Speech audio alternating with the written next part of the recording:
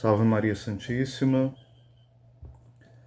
Vamos aqui para comentar um pouquinho sobre as bodas de Caná, o nosso curso aqui sobre o Evangelho de Jesus Cristo segundo o evangelista São João.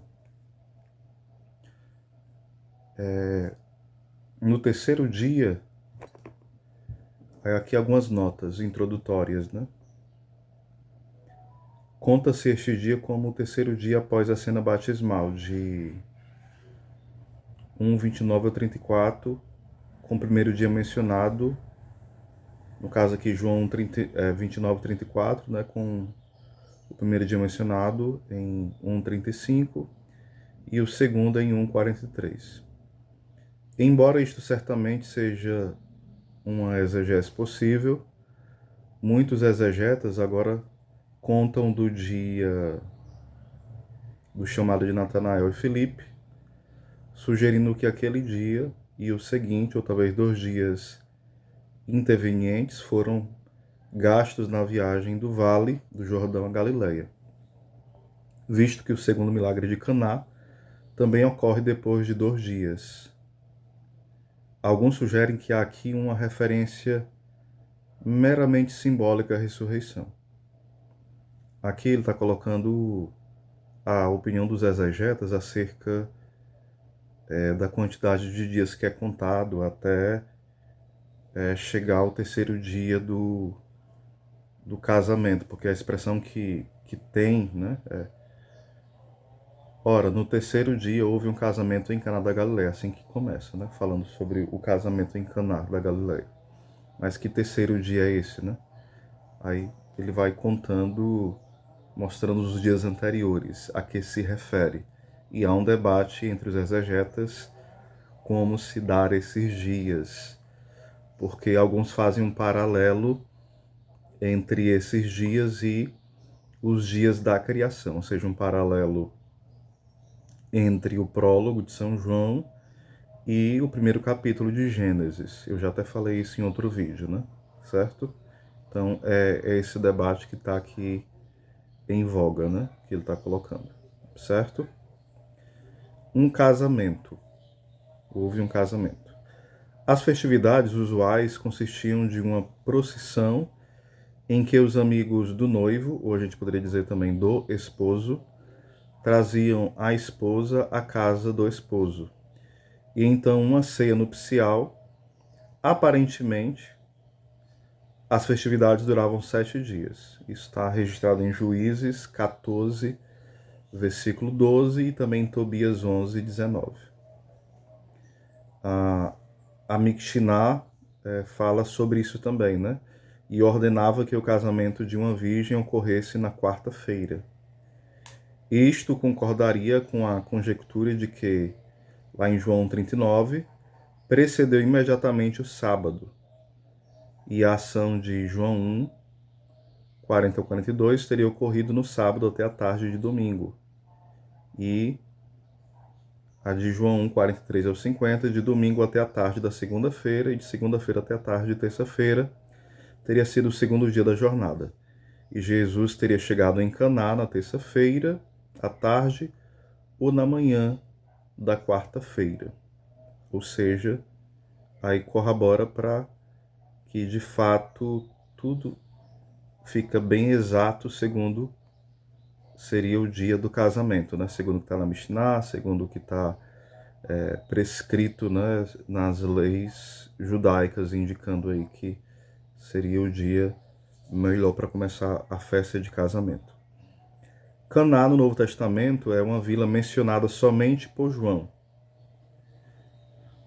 Também é João 21, 2, né?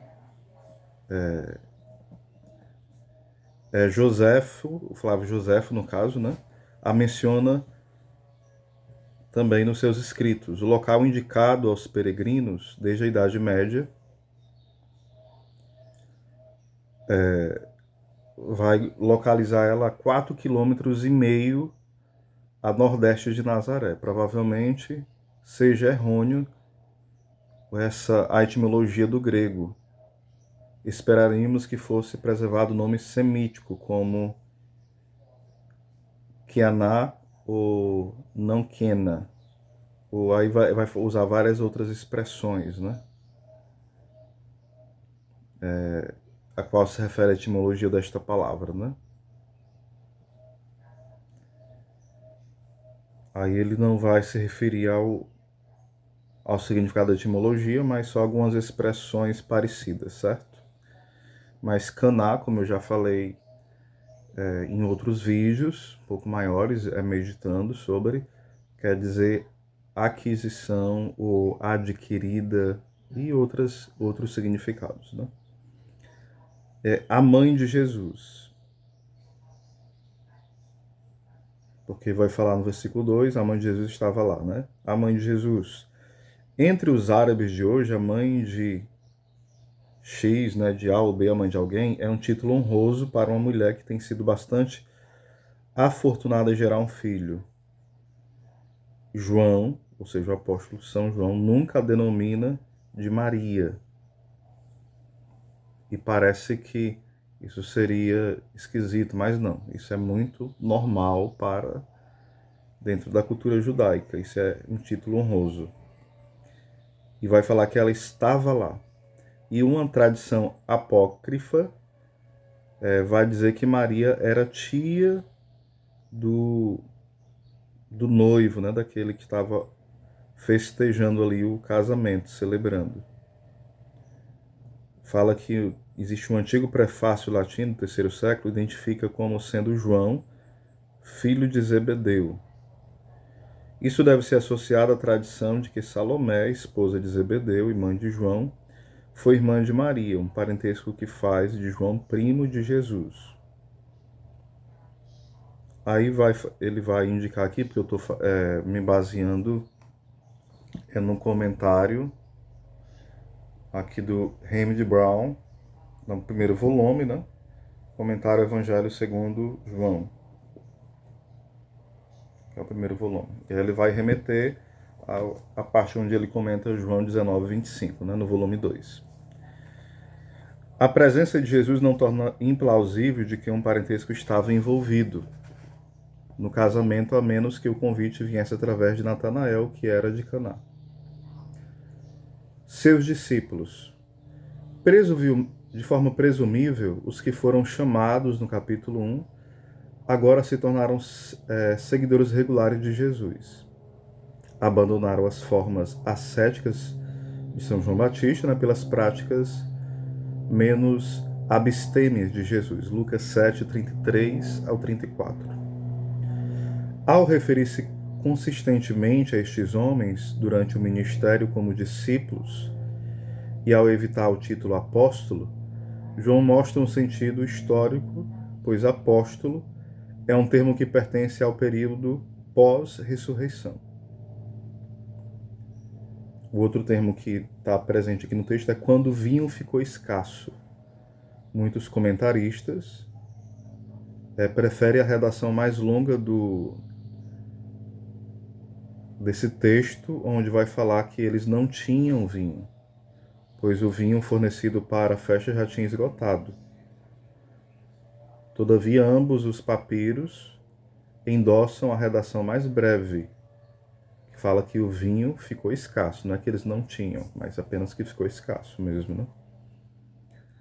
A mãe de Jesus lhe falou, porque Maria está especialmente preocupada e porque ela se dirige a Jesus. Muitos têm imaginado que ela estava pedindo um milagre.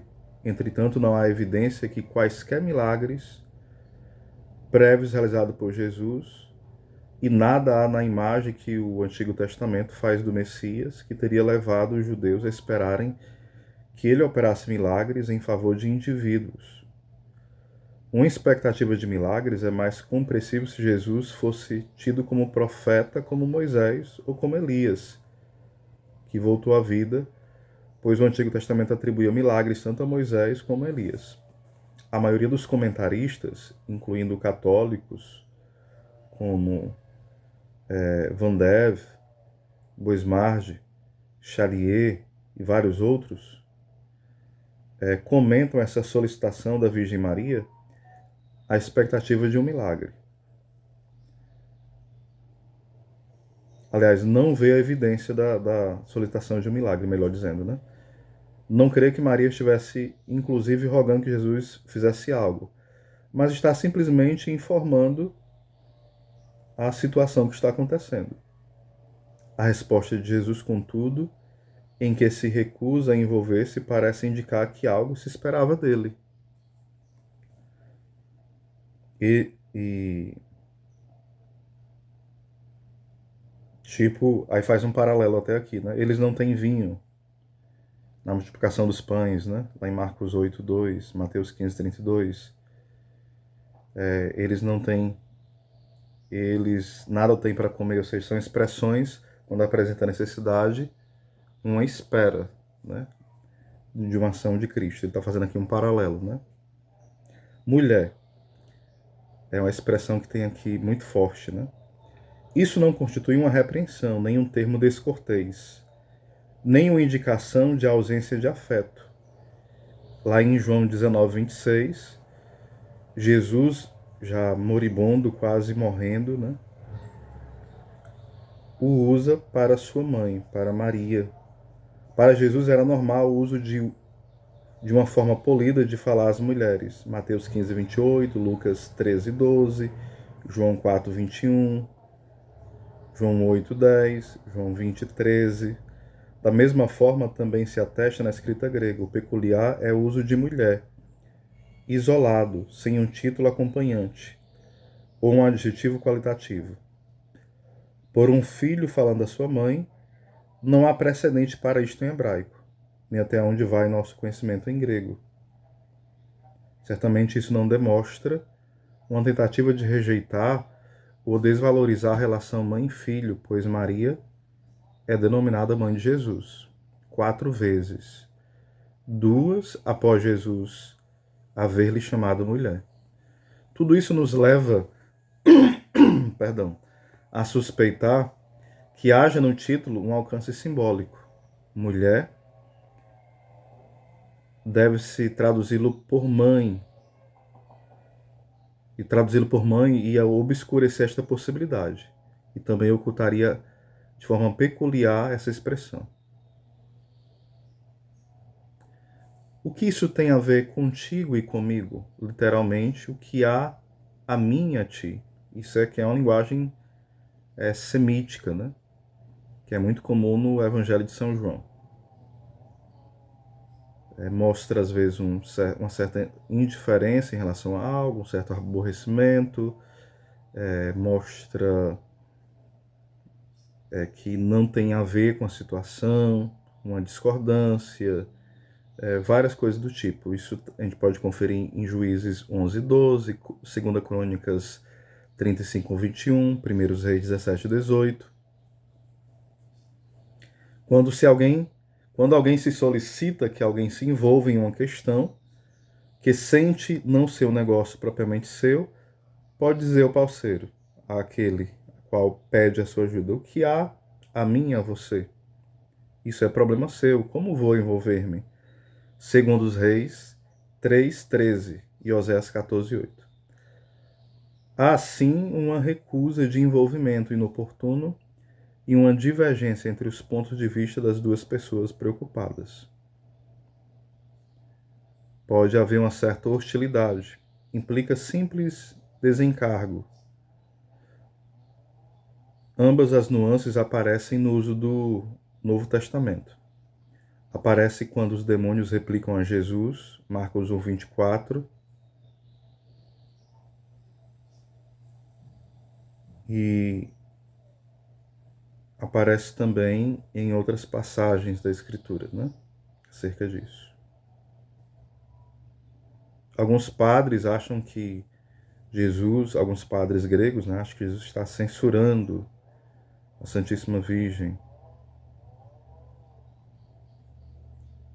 Mas para a exegese patrística de um estudo mais completo, né, mostra que não é bem isso, né?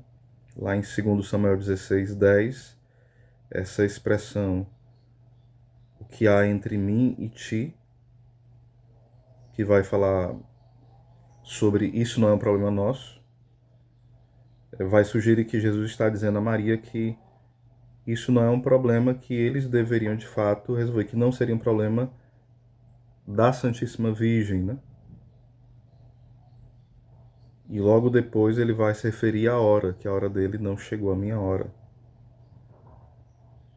E parece que ele está apenas negando que a hora dele não chegou.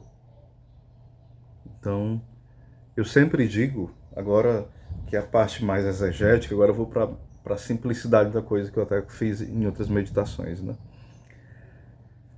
Aqui é linguagem entre mãe e filho, né? A gente fica procurando mil e uma explicações e claro que a gente não pode desmerecer nem entrar no relativismo da interpretação bíblica, nem entrar em uma interpretação protestante das escrituras de forma alguma, mas entendamos, é uma mãe e um filho conversando.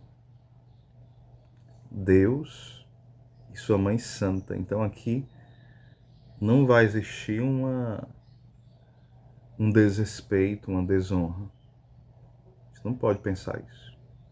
Aqui toda uma reverência de um para com o outro.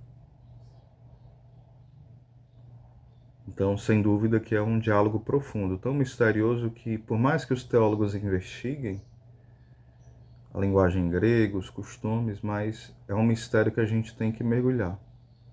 A mãe e o filho que estão ali conversando além do que as letras podem demonstrar. Coração de mãe e de filho. Olhar de mãe e de filho. Conversa de rei e rainha. E qual é o resultado disso? Vinho novo. O resultado disso é vinho novo. Eu vou continuar depois meditando sobre isso, tá bom?